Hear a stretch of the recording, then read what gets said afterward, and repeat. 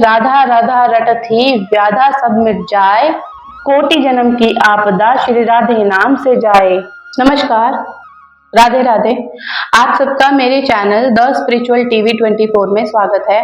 तो आज मैं आपके सामने एक और नई स्टोरी के साथ आई हूँ। आई होप आपको ये भी पसंद आए, और अगर आपको अच्छी लगे तो आप मेरे चैनल को लाइक, शेयर और सब्सक्राइब जरूर कर लें। तो चलिए, टाइम वेस्ट ना करते हुए मैं अपनी स्टोरी शुरू करूंगी।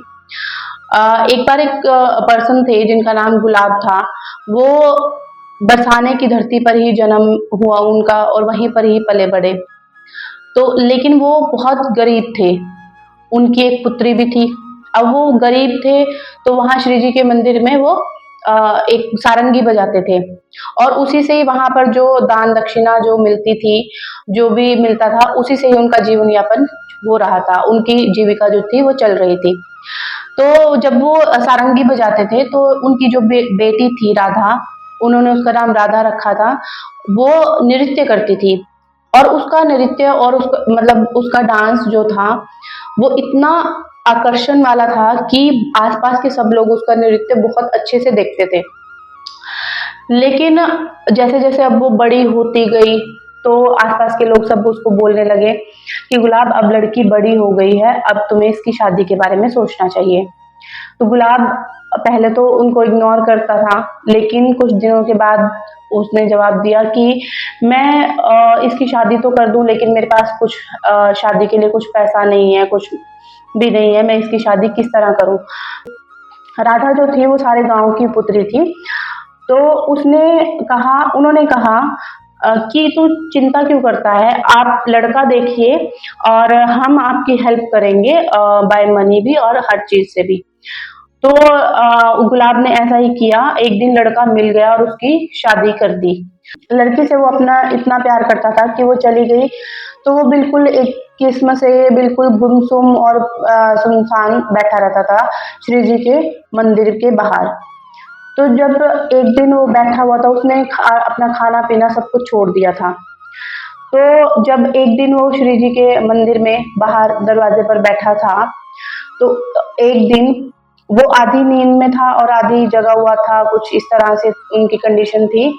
तो उनके कानों में एक आवाज पड़ी कि बाबा बाबा, आज मैं आपकी पुत्री आई हूँ राधा, आप सारंगी नहीं बजाएंगे और मैं नृत्य करूंगी।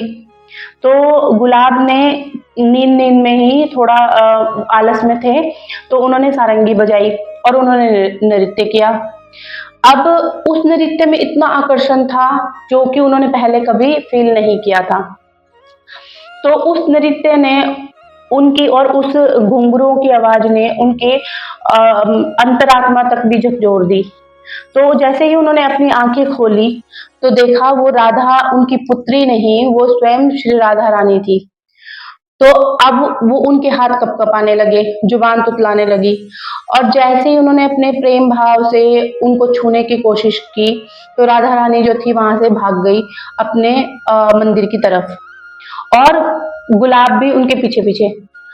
तो उस दिन के बाद से लेकर गुलाब अदृश्य हो गए और वो किसी को दिखे नहीं। अब वो एक पहेली सी बन गए। तो वहां के पुजारियों ने उनको बहुत ढूंढा, लेकिन वो नहीं मिले। तो वहां के पुजारियों ने उनको मृत मान लिया था। उनके लिए उन्होंने वहां पर श्री जी के मंदिर में एक चबूतरा बनाया। तो उसके बाद जब एक दिन गोसाई जी शयन आरती के बाद वो अपने घर की साइड प्रस्थान कर रहे थे, तभी एक झुरमुट में से आवाज आई, गोसाई जी, गोसाई जी। तो गोसाई जी ने पलट कर देखा और पूछा कि ये मुझे कौन बुला रहा है। तो झुरमुट में से एक आवाज आई कि मैं गुलाब। तो गोसाई जी हैरान हुए कि तुम तो मर गए थे, तुम कहाँ से आए।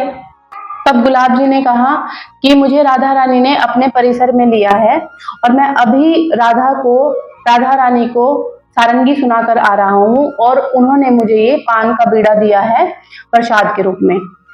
तो पुजारी जी जो थे वो इतने हैरान हुए कि वो जो बीड़ा था वो वही बीड़ा था जो अभी पंडित जी ने उनको राधा रानी को भोग में लगाया था।